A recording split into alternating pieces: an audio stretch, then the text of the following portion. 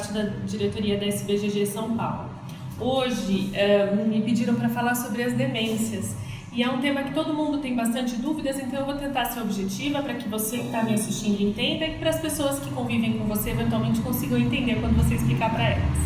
Quando eu era pequena, antes de entrar na faculdade, os idosos ou indivíduos não idosos, mas com comprometimento cognitivo, eram chamados de esclerosados.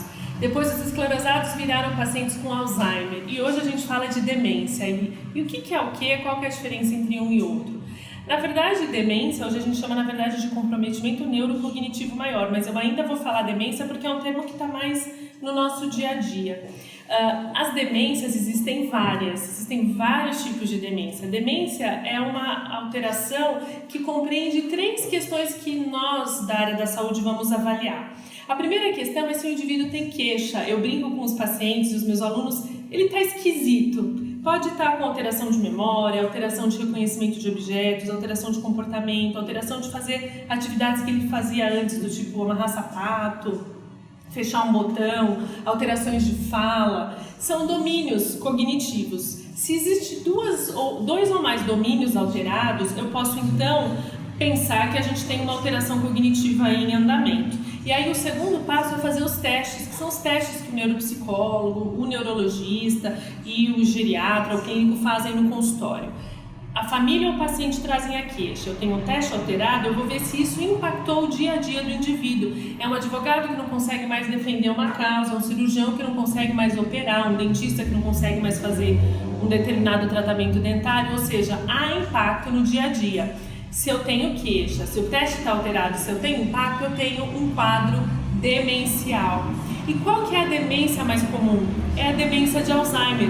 Talvez em torno de 70% a 80% da população idosa em especial, quando tem um comprometimento cognitivo, é uma demência de Alzheimer. Por isso que a gente confunde como se fosse sinônimo. E por que a gente acha que demência tem perda de memória? Porque um dos primeiros sintomas no Alzheimer, na maioria deles, mas não em todos, é a perda de memória. Mas existem demências que o paciente tem uma memória muito boa, mas ele tem alteração de comportamento. Ele come demais, caminha demais, pode ter hipersexualidade. São demências com memória preservada eventualmente. Então, eu faço uma analogia, uma comparação com câncer. Se eu digo para um indivíduo, a senhora ou o senhor tem câncer, eu não sei se é câncer de pele, se é câncer no cérebro, se é câncer no fígado, eu sei que pode ser grave. Então o indivíduo tem um câncer. Ah, doutor, e qual é o meu câncer? Ah, é mama, é próstata, enfim, fígado. Se for um homem e eu não souber qual é, eu vou achar que é de próstata, porque é muito comum em homem. Se for em mulher e eu não souber qual é, eu vou achar que é mama. A demência é mais ou menos isso. Demência seria como uma entidade maior, um câncer, e aí a demência de Alzheimer, demência vascular, demência por corpúsculos de Levy. Então é uma analogia que a gente consegue fazer de forma mais fácil.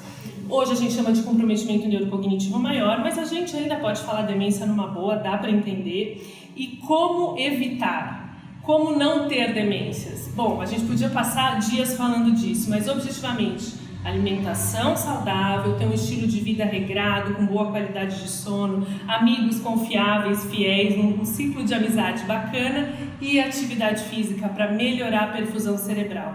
O que faz bem para o teu coração vai fazer bem para o teu cérebro num sentido amplo. Coração pensando em pressão arterial, diabetes, colesterol e coração pensando em estar bem com você e com quem está à tua volta.